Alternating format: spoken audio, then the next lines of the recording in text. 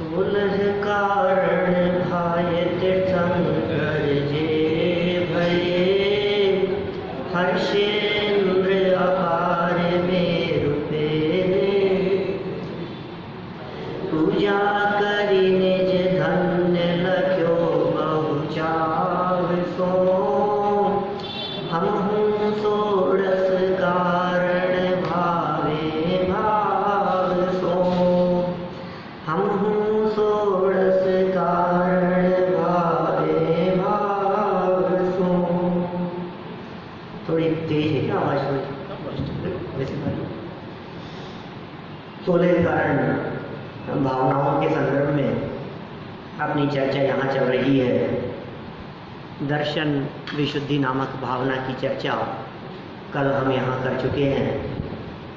दर्शन माने श्रद्धा, विशुद्धि माने निर्मलता, माने निर्मल सम्यक दर्शन। सभी भावनाओं में सबसे पहली भावना दर्शन विशुद्धि। ये दर्शन विशुद्धि पहली भावना को देकर स्पष्ट कर रहे हैं कि सम्यक दर्शन के बिना तीर्थंकर कर्म प्रकृति नहीं बनती। यदि आप तीर्थंकर कर्म प्रकृति को चाहने वालों को तो वैसे भी नहीं बनती, लेकिन जिनको भी तीर्थंकर कर्म प्रकृति बनती है वे जीव नियम से सम्यक दृष्टि होते हैं, माने दर्शन विशुद्धि वाले होते हैं। जिनके जीवन में सम्यक्त्व होगा वे जीव पात्र जीव है तीर्थंकर कर्म प्रकृति के। भावना भाव, निर्मल रत्नत्रय की भावना भाव, सम्यक दर्शन प्राप्ति की भावना भाव। पहली विशुद्धि हो गई ये भावना दर्शन विशुद्धि। दूसरी भावना में कह रहे हैं, दूसरी भावना का नाम है विनय संपन्नता। क्या आपको ऐसा महसूस होता है कि कोई गरीब व्यक्ति भी संपन्न हो सकता है? संपन्न की चर्चा चल रही है यहाँ। अरे साहब ये बहुत संपन्न है। आपको क्या लगता है पैसे वाले? कोई धन संपन्न होता है, कोई परिवार संपन्न होता है, कोई गुण संपन्न होता है, कोई वैभव संपन्न होता है, लेकिन यहाँ तो विनय संपन्नता की चर्चा चल रही है। जिनके पास में खूब धन हो, वैभव हो, वो वैभव संपन्न है। जिनके पास में भरा पूरा परिवार हो वो परिवार संपन्न है। जिनके पास बहुत से गुण हो वो गुण संपन्न है। और जिनके पास में विनय हो वो विनय संपन्न है। यहाँ तो तीर्थंकर कर्म प्रकृति के लिए पात्र जीव विनय से संपन्न होते हैं। माने धन संपन्न लोगों को स्थान नहीं है, विनय संपन्न लोगों को स्थान है। ये विनय कैसी होती है? ये विनय किसकी होती है? ये विनय कैसे की जाती है? इस विनय का स्वरूप क्या है? बहुत मार्मिक विषय है विनय। 9 देवता हैं हमारे यहाँ जिनकी विनय करने की चर्चा शास्त्रों में की गई है। 9 के अलावा 10वां कोई नहीं है। 5 परमेष्ठी, अरिहंत, सिद्ध, आचार्य, उपाध्याय, साधु। 5 परमेष्ठी, जिन प्रतिमा, जिन मंदिर, जिन प्रतिमा, जिन मंदिर, जिन वाणी और जिन धर्म, ये 9 है। आपका विनय इसलिए करते हैं कि आपके हृदय में जिनवाणी है। वो उपचार विनय है। वो 4 प्रकार के विनय की चर्चा है। 9 के अलावा 10वां विनय करने योग्य नहीं है।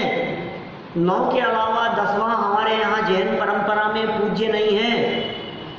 जिनेंद्र प्रतिमाओं की भी पूजा होगी, जिन धर्म की भी पूजा होगी, जिन वाणी की भी होगी और जिन मंदिर भी पूजनीय है, लेकिन सबकी विनय अलग अलग प्रकार से होती है। एक जिनेंद्र देव हैं जिनकी विनय करते समय हम नहा धो करके, शुद्ध वस्त्र पहन करके, धोती दुपट्टा पहन करके, बिना किसी को छुए हुए तब उनको छू सकते हैं। वो जिनेंद्र देव की प्रतिमा है। और जिन मंदिर जिसके ऊपर तो पाँव रख के चलते, तो विनय अलग अलग प्रकार से होगी ना। जैसी विनय अरहंत प्रतिमा की हो सकती है वैसी विनय जिन मंदिर की नहीं हो सकती है। मंदिर की विनय एक अलग दायरे में होती है, उसकी मर्यादा अलग प्रकार से है। मंदिर में जिनेंद्र देव की प्रतिमा विराजमान है, जिन मंदिर में हम मौजूद हैं, तो घर गृहस्थी की चर्चा नहीं होगी, इधर उधर की बातें नहीं होगी।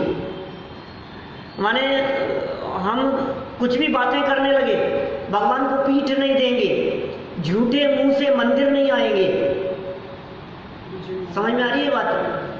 माने अब शब्दों का प्रयोग नहीं होगा, लड़ाई झगड़ा नहीं होगा, विवाद नहीं। भादवे का महीना चल रहा है ना, क्या ये तो विनय की बात कर रहा हूं मैं। तो चतुर्दशी, पड़वा, ये सब कलह के दिन गिने जाते हैं समाज में।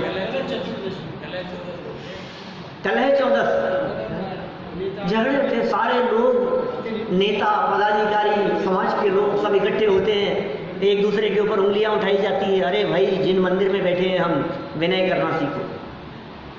कम से कम जिन मंदिर की विनय और मर्यादा तो रखो। जिन मंदिर कैसा है, थोड़ी विसल आ रही है, थोड़ा सा कम से कम जिन मंदिर की मर्यादा तो होनी चाहिए ना। मंदिर में क्या क्या काम ऐसे हैं, जो काम गलत काम हैं, जो जिन मंदिर में नहीं होने चाहिए, वो नहीं होंगे यहाँ काम। तो जिन मंदिर में सावधानी रखने की बात, 9 के 9 देवताओं की विनय की बात है। मैं उनकी विस्तृत चर्चा में नहीं जाऊंगा, क्योंकि विनय संपन्नता की चर्चा इतनी बारीक, इतनी सूक्ष्म और इतनी विस्तृत चर्चा है कि 15 मिनट में करना संभव नहीं।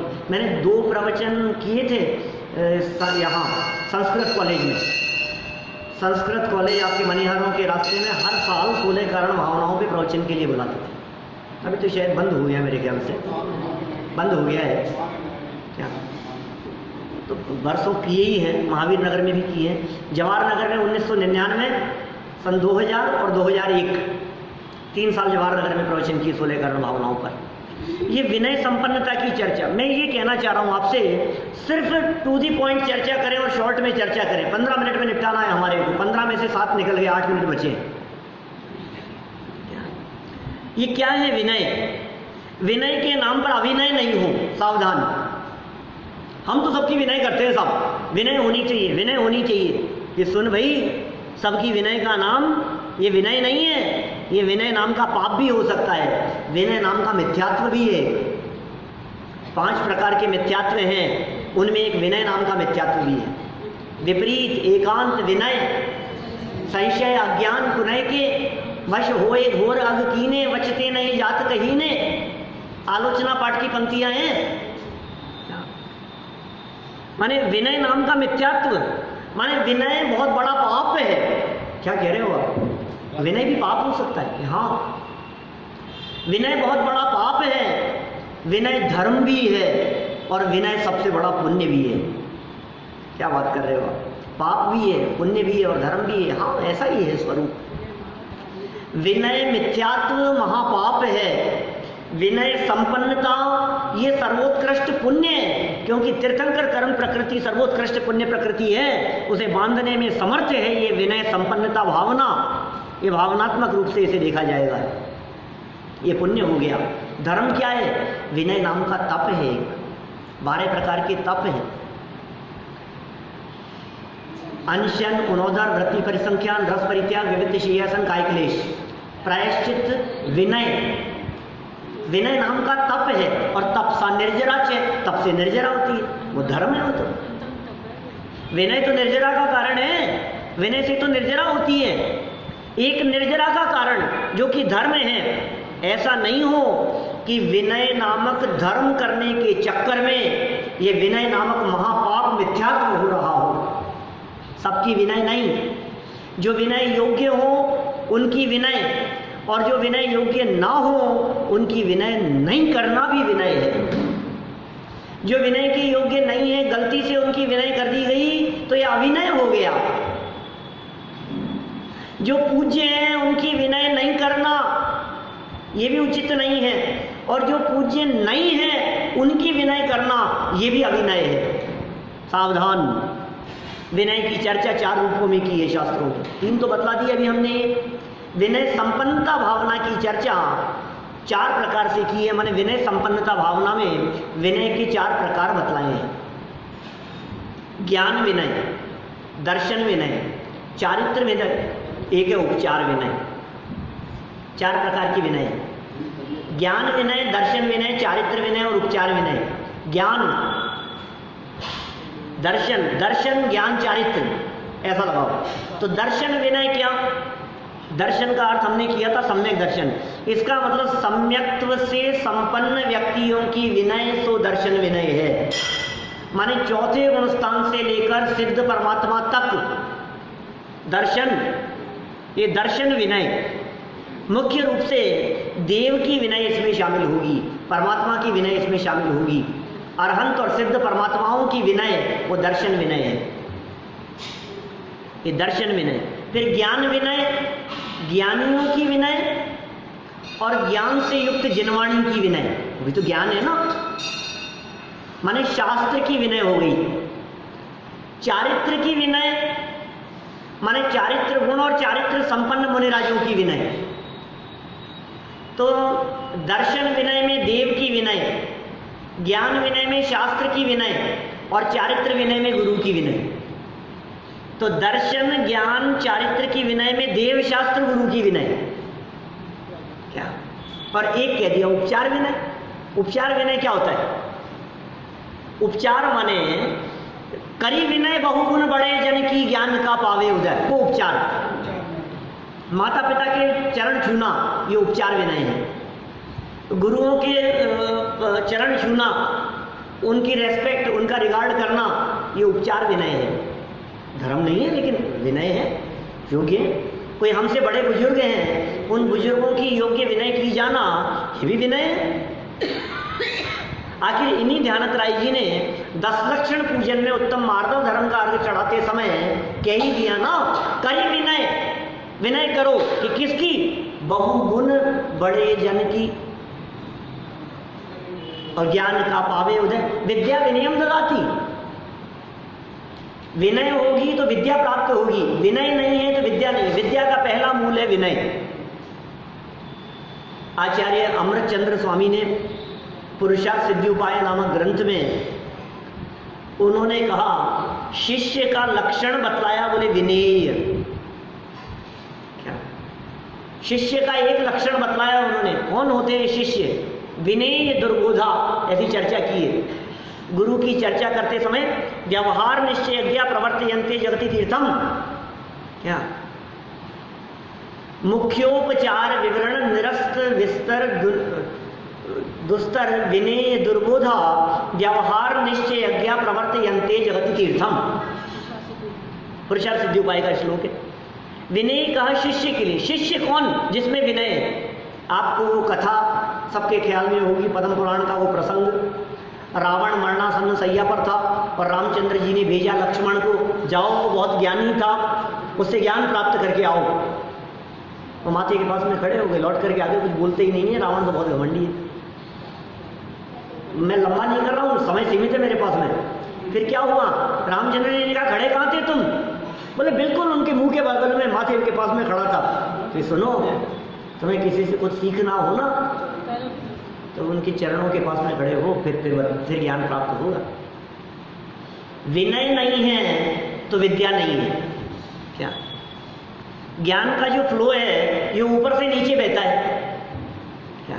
इसलिए जो लोग ऊपर बैठते हैं ना, क्या माने उनको प्राप्त कम होता है, क्योंकि समझो यहाँ से बह रही है ना वो धारा, तो वो नीचे की तरफ बह रही है।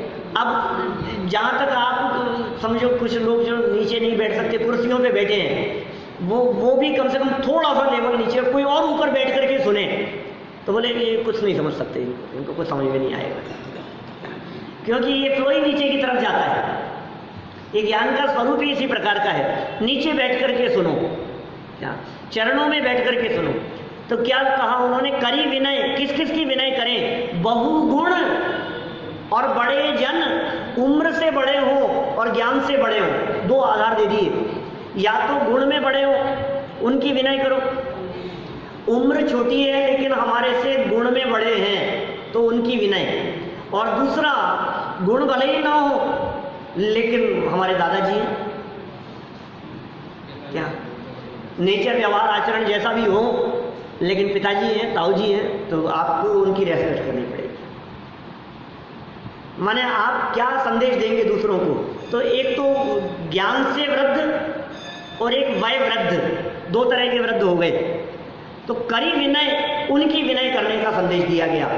समय हो गया मेरा, लेकिन करी विनय बहुगुण, सुनो, पर की विनय तो अनंत बार की, लेकिन बहुगुण अनंत गुण संपन्न अंदर में आत्म तत्व बैठा है, उसकी विनय तो आज तक कभी नहीं की। विनय शब्द का अर्थ होता है झुकना। विनय माने झुकना। तो अपना उपयोग और अपनी परिणति अपने स्वभाव की तरफ झुके, उसका नाम है वास्तविक विनय। अरंतों की सच्ची विनय क्या है कि सुन, तू मेरे पास में आया है, अपने स्वरूप को देख। यह अनंत परमात्मा ने संदेश दिया हमारे को, और हमने उनके बताए अनुसार चलकर अपने स्वरूप को देखा, अपनी उपयोग और अपनी परिणति को अपने स्वभाव की तरफ झुकाया। इसका नाम है असली विनय, ये वास्तविक विनय। और ये क्या कह रहे हैं यहाँ तो विनय के संदर्भ में कह रहे हैं, शुभ भाव स्वरूप चर्चा कह रहे हैं। विनय महाधारे जो प्राणी, शिव वनिता की सखी बखानी। विनय, महान विनय धारे जो प्राणी, जो भी व्यक्ति इस महान विनय को धारे, इसका मतलब विनय करने की चीज कम और धरने की चीज ज्यादा है। क्या? विनय करो, विनय करो, नहीं नहीं, विनय धरो। ये क्या कह रहे हैं? विनय महाधारे, करना बाहर में होता है और धरना अंदर में होता है। क्या? इधर हम आपकी विनय करते हैं, हाथ जोड़ रहा है, ये विनय कर रहा है, लेकिन अंदर में जो धारता है उसके विनय बाहर में अपने आप दिखती है। बाहर में विनय दिखे चाहे नहीं दिखे, लेकिन अंदर में जिसने धारण की हो वो विनय। विनय महाधारे जो प्राणी, क्या होगा? शिव, मोक्ष, वनिता, स्त्री, नहीं नहीं, विनय मुक्ति रूपी स्त्री नहीं है, उसकी सखी बखानी। शिव वनिता नहीं, शिव वनिता तो स्वभाव है, शिव वनिता तो अंदर में शुद्धोपयोग है, शिव वनिता तो धर्म है, और ये विनय संपन्नता, ये पुण्य है। क्या? वनिता की सखियों की मर्यादा कहां तक है? कि दरवाजे तक, इससे अंदर नहीं। क्या? तो शिव वनिता मतलब मोक्ष में ये विनय संपन्नता नहीं जाएगी, दरवाजे तक ही रहेगी। माने विनय का विकल्प भी जब टूट जाए तो निर्विकल्प स्वरूप में मग्न होने पर जो विनय होती है वो निश्चय विनय है, और ये व्यवहार विनय है। अपने स्वरूप के प्रति विनय जिन ज्ञानियों के जीवन में होती है वे ही वास्तव में मोक्ष प्राप्त करने के अधिकारी होते हैं। और सुनो, दर्शन विशुद्धि के बाद विनय संपन्नता कही, इसका मतलब जब श्रद्धा होती है तो विनय होती है। श्रद्धा तो नहीं है, और आपने कहा बच्चे से चल पैर छू इनके, अब वो छू भी लेगा, कोई बात नहीं, लेकिन जिनके प्रति श्रद्धा होती है वहां मस्तक अपने आप झुकता है। इसलिए जहाँ दर्शन विशुद्धि होती है, दर्शन विशुद्धि में देव की बात कही, और विनय संपन्नता में उन देव और उन परमात्माओं की विनय की बात कही। तो श्रद्धा और विनय, ये दो बातें यहाँ हो गई। अब श्रद्धा और विनय के संबंध में समझ लेना, आप जो बात कही है ना, विनम्रता, सरलता, माथे पर चढ़ने से विनय नहीं होगी। हृदय की सरलता के बिना काम नहीं चलेगा। एक प्रसंग के बात खत्म करता हूँ। मटके के ऊपर बैठी हुई प्लेट ने मटके से कहा, ओ भैया, जो तुम्हारे पास में आता है तुम सबको पानी पिलाते हो, और मैं 24 घंटे तुम्हारी सेवा में रहती हूँ, साथ में रहती हूँ, मुझे हमेशा प्यासा रखती हो। तो मटके ने कहा, सुन प्लेट बहना, जो मेरे पास में आता है, चाहे प्याला हो, चाहे गिलास हो, चाहे लोटा हो, मेरे पास में आता है, अंदर जाता है और कुछ झुकता है, वो पानी से भर जाता है। तुम सदा मेरे माथे पे चढ़ी रहती हो, इसलिए प्यासी रहती हो। तो यदि प्राप्त करना है तो झुकना पड़ेगा।